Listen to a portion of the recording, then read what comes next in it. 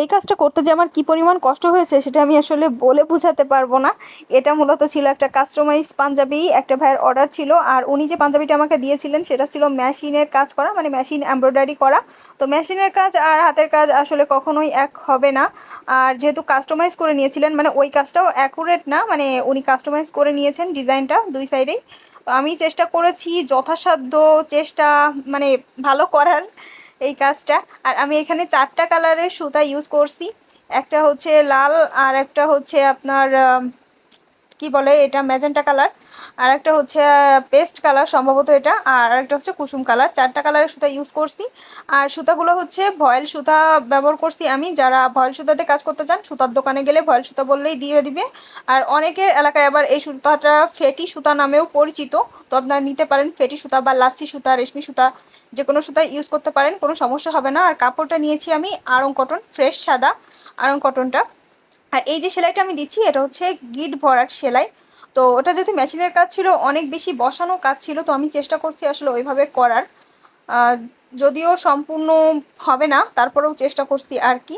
তো তারপর আমি হচ্ছে এই যে মিররের কাজটা করব। মিররের কাজটা অনেক বেশি ইজি আমার কাছে মনে হয়। এই মানে এই যে সিস্টেমটা আমি যেভাবে করতেছি এটা অনেক বেশি ইজি মনে হয়। তবে আরও কয়েকটি সিস্টেম আছে যেগুলো আমি পরে দেখাবো আসলে মিরর কীভাবে বসাবেন আপনারা।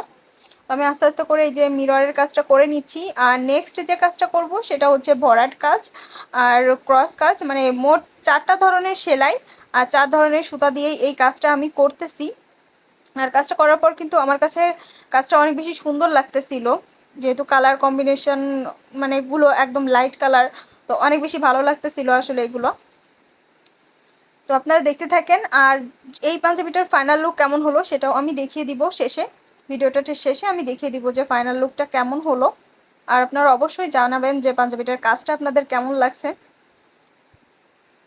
আর এটা আর্ট করতে কিন্তু আমার অনেক বেশি কষ্ট হয়েছে, মানে সত্যি বলতে আর্ট করতে আমি এত বেশি ঝামেলার ভেতরে পড়ছি বলার মতো না। কারণ এটা যেহেতু কাস্টমাইজ কাজের আসলে কোনো ছাপ থাকে না, মানে চাপ দিয়ে যে কাজগুলো করা হয়, আমি আসলে ছাপ দিয়ে কোনো কাজ করিও না, আমি সব ফ্রি হ্যান্ডেই আঁকি। তবে এই ধরনের কাজগুলো আর্ট করতে একটু সমস্যা হয় যেহেতু কাস্টমাইজ। তো আর যেহেতু এগুলা এই যে দেখতে পাচ্ছেন ঘরের মতো, তো এগুলা আর্ট করতে আসলে একটু অনেক ঝামেলার, মানে ঠিকঠাকভাবে যদি মাপটা না হয় তো পুরো পাঞ্জাবিটাই আসলে ডিজাইনটাই নষ্ট হয়ে যাবে।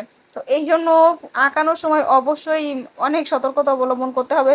আগে যদি প্র্যাকটিস করে নেন তাহলে অনেক বেশি ভালো হবে, মানে খাতাতে স্কেল দিয়ে যদি প্র্যাকটিস করে নেন পেন্সিল নিয়ে, তো অনেক বেশি সুবিধা হবে এই পাঞ্জাবিটা আঁকতে। আমার মানে পার্সোনালভাবে আমার আঁকতেই অনেক বেশি প্রবলেম হয়েছে, যেহেতু আমি সরাসরি পাঞ্জাবিতেই আসলে আর্ট করি।